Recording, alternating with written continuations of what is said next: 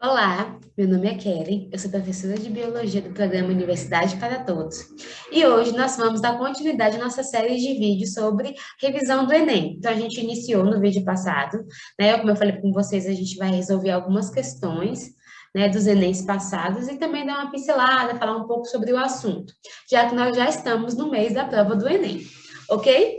Então, agora eu vou compartilhar com vocês, os slides da aula de hoje. Então, pessoal, para a nossa aula de hoje, perdão, eu escolhi essa questão de 2018, né? Não é do Enem passado, mas eu achei uma questão muito importante, porque ela traz algumas técnicas de biologia molecular que eu acho que é muito interessante a gente dar uma conversada sobre, certo? E aí, como eu achei essa questão muito interessante, eu trouxe para a gente conversar e falar um pouco sobre essas técnicas de biologia molecular.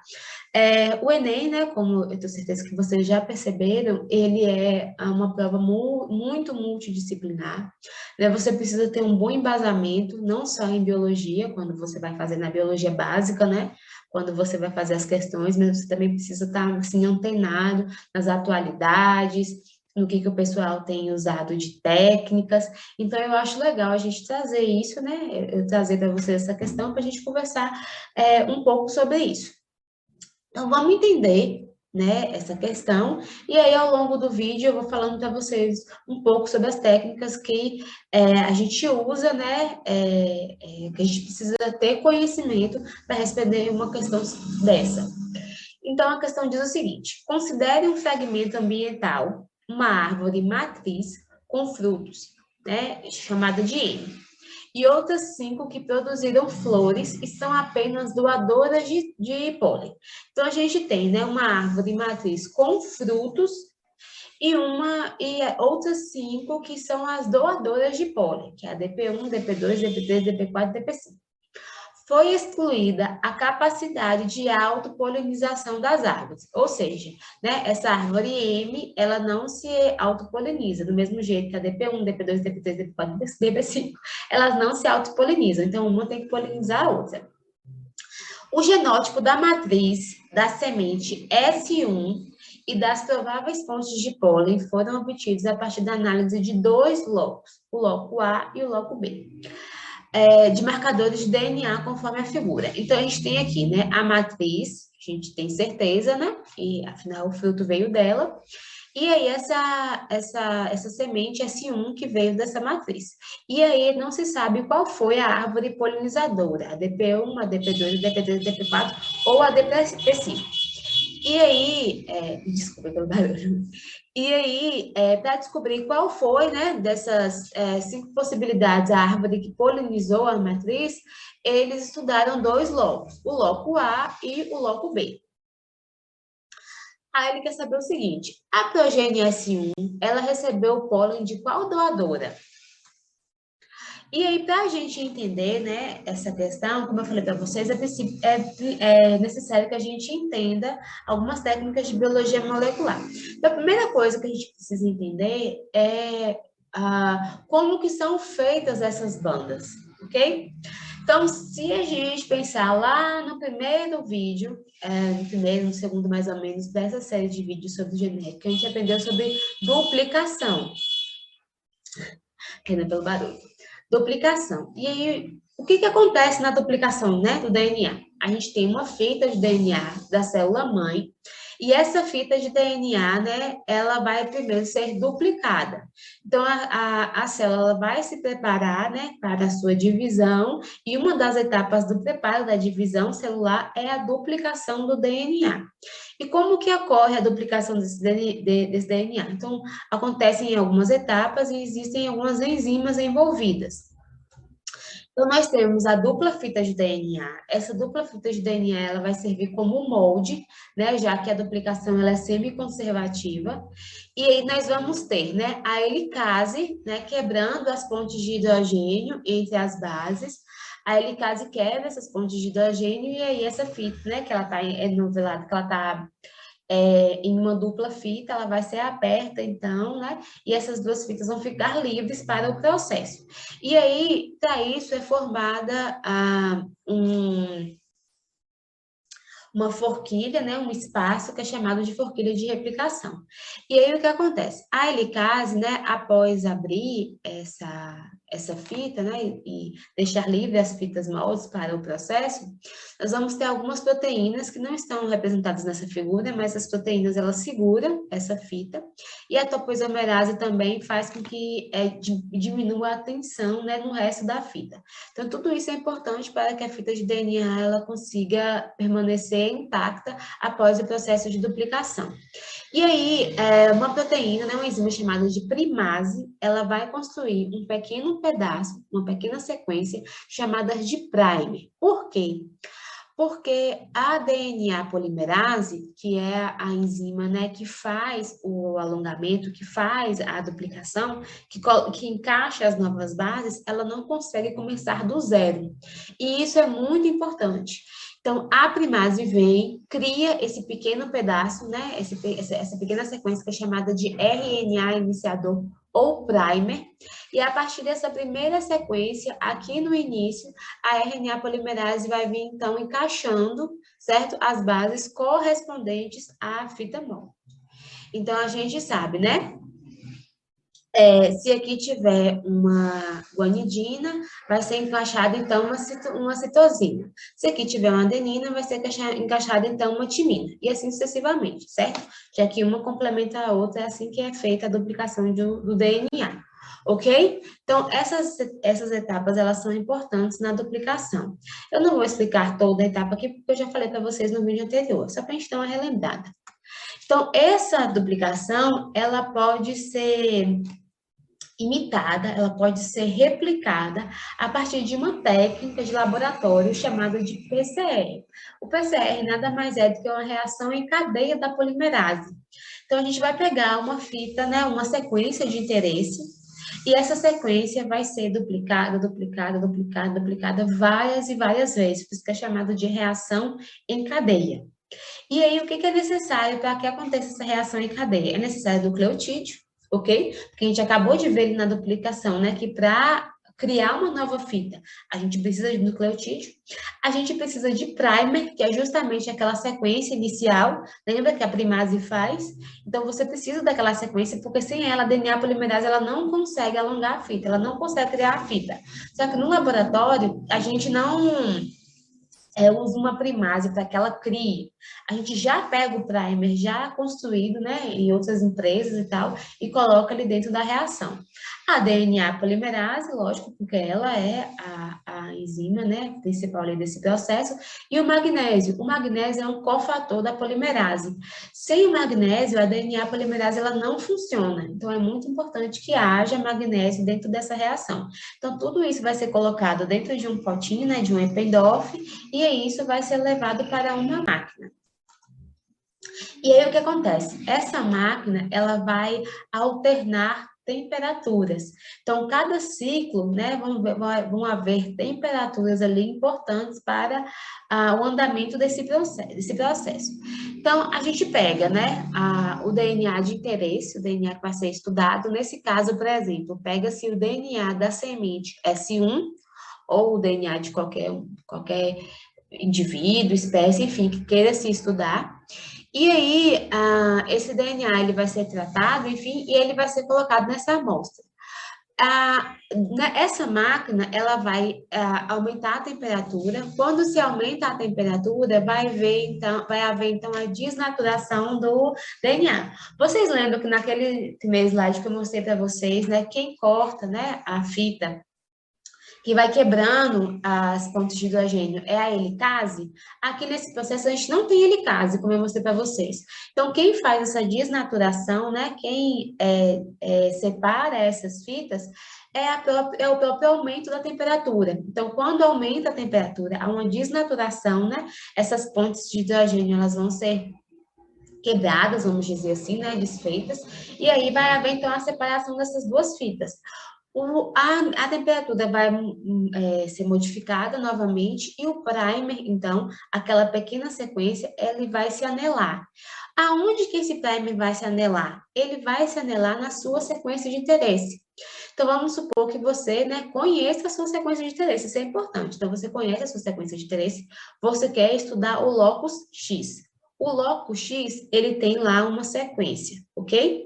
Nesse locus X, que você conhece a sequência, você sabe a sequência inicial e a sequência final do locus, do gene que você quer estudar. E aí você manda fazer um primer, né? Se compra um primer exatamente que corresponda ao início daquela sequência.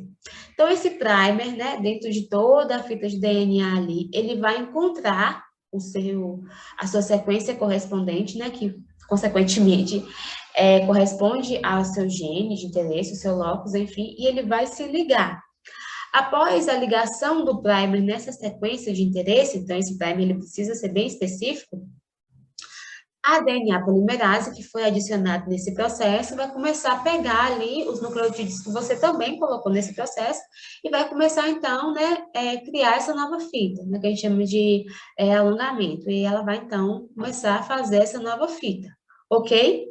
E aí, esse ciclo, ele vai ser repetido várias e várias e várias e várias vezes.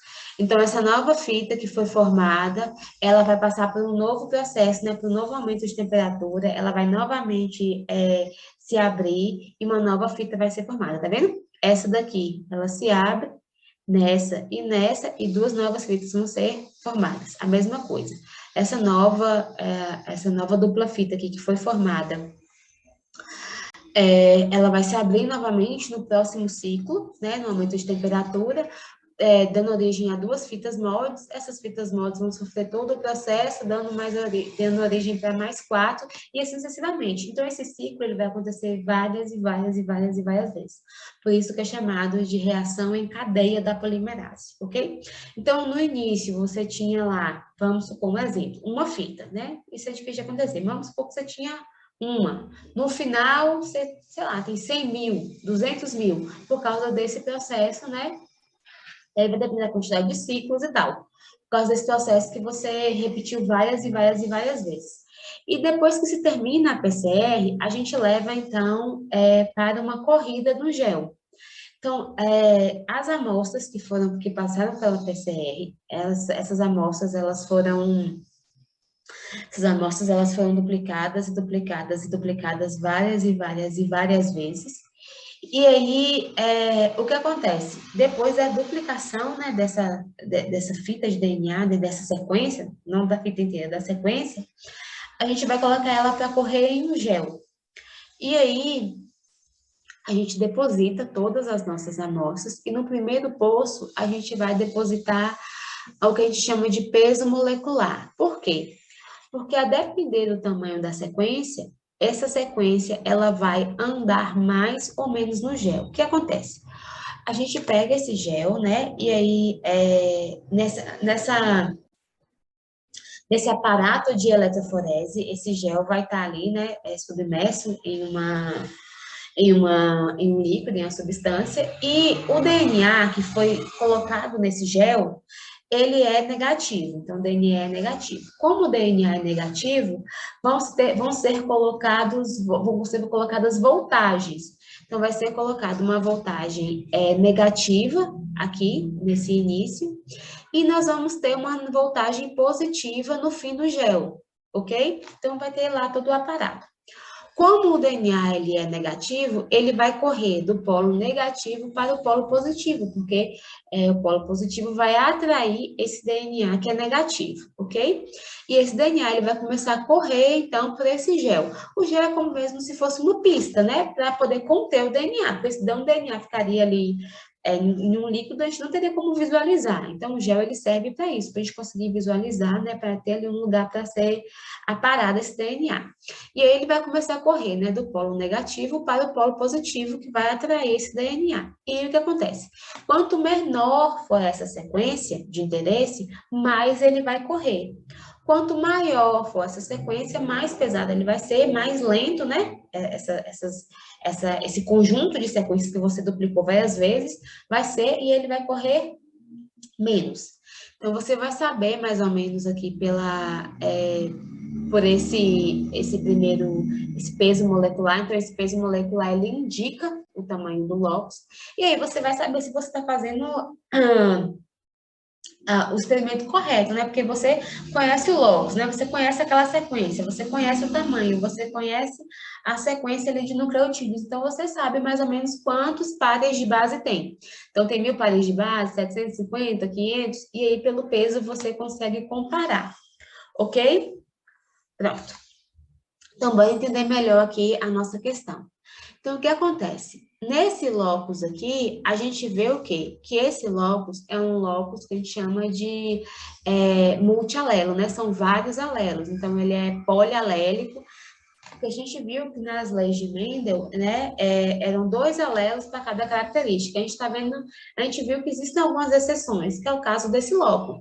Esse loco, ao invés dele possuir 2 alelos, né, ele possui 4 alelos, mas a gente precisa entender que mesmo que esse locus ele possua 4 alelos, cada indivíduo, né, só tem 2. Por quê? Uma herdade da mãe, uma herdade do pai. Pode ter 10 tipos diferentes de alelos, 20, 30, sei lá, 50 tipos diferentes de alelo. Não importa. Um indivíduo diploide só vai ter 2. Então, ele pode ter o alelo 1, o alelo 2, o alelo 3, o alelo 4, o alelo 1, o alelo 3, o alelo 2, o alelo 4. Só que mais de 2 não, porque ele é um indivíduo diploide. E ele herdou um alelo de um pai e um da mãe, né? Ok? Pronto. Então, quando a gente vai comparar aqui nessa sequência, a gente vê que esse indivíduo, né, para o loco A, ele é heterozigoto. Então, ele possui uma cópia do alelo 1 e uma cópia do alelo 2, ok? Nós estamos vendo, né, que a matriz também possui o alelo 1. Então, ele, né, provavelmente herdou o alelo 1, né, da matriz. Só que esse alelo 2, a matriz não tem. Então, ele herdou, né, esse alelo 2 do pai. Né, do pai não, do doador de pólen. Então, quem é que tem esse alelo 2 aqui? O DP2 e o DP5. Então, o DP1, o DP3 e o DP4, eles já são cortados da lista. Ou é o DP2 ou é o DP5, ok? Pronto. Quando a gente vai analisar o loco B, a gente vê que esse indivíduo agora, ele é homozigoto para esse loco. Ele possui 2 alelos 3. Por quê? Porque, como eu falei para vocês, na hora de correr, lá no gene de eletroforese, né, depois de passar pela PCR, a gente vê que os 2 alelos pararam no mesmo lugar. Então, se eles pararam no mesmo lugar, quer dizer que eles possuem o mesmo tamanho. Isso indica o quê? Que é o mesmo alelo. Então, ele é homozigoto para o alelo 3. Então, ele herdou, né, um alelo 3 da matriz, e o outro alelo 3 ele herdou do doador de pólen. Quem é que tem um alelo 3 para doar? O DP5. Então, enquanto no loco 1 a gente ficou em dúvida entre o DP2 e o DP5, aqui a gente vê que o doador de pólen foi o DP5. Ok? Pronto.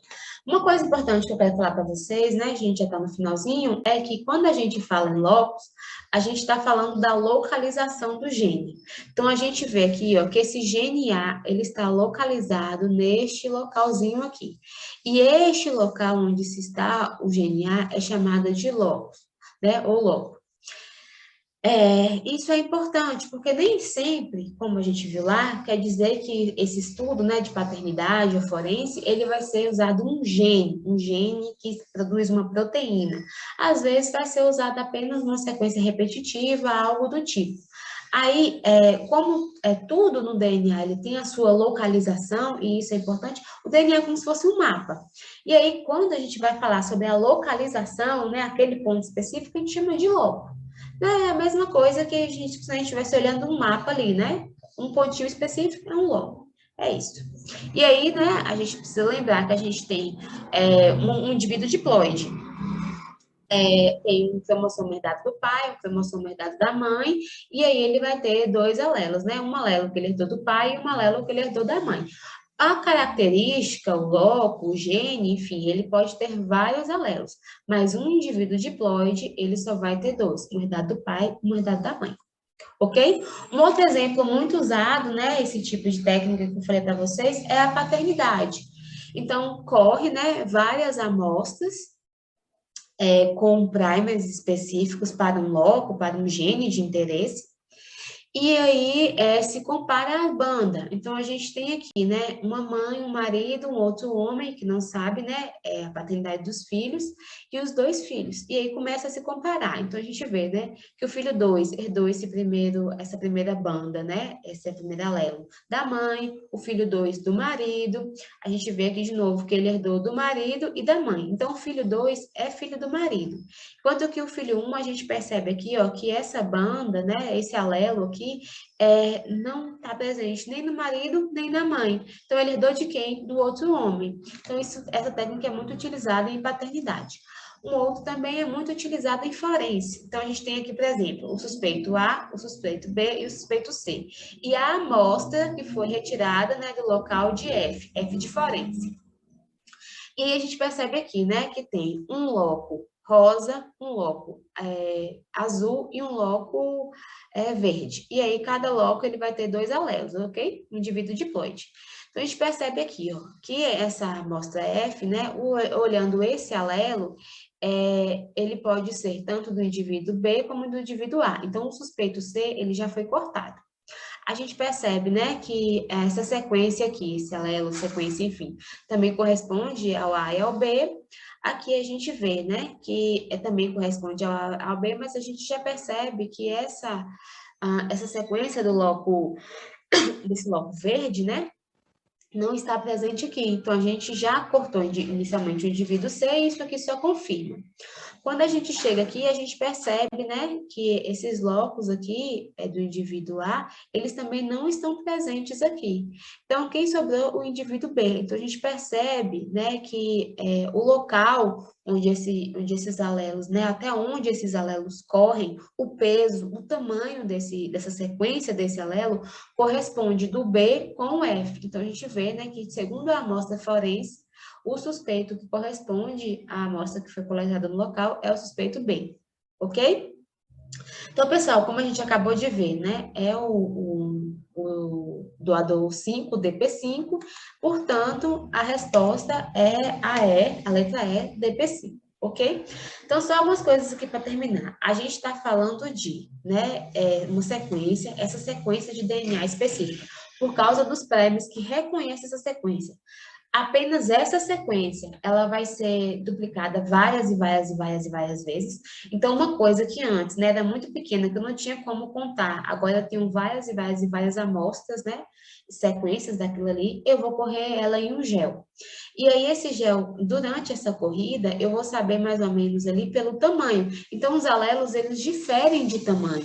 Por isso que é importante eu ter um marcador de peso molecular, um marcador de peso.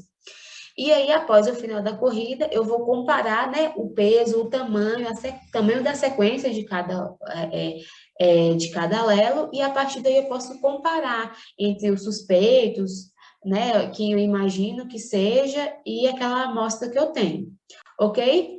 É um assunto um pouco mais complicado, não é um assunto corriqueiro de se ver no ensino médio. Então, é isso. Procure mais informações, procure outros vídeos na internet, dê uma olhada, né, em artigos nesse sentido, porque é uma coisa que pode cair e que não é, assim, tão corriqueira para vocês. Ok? Qualquer dúvida é só deixar aí nos comentários, siga as nossas redes sociais. E é isso. Muito obrigada pela atenção. Até o próximo vídeo.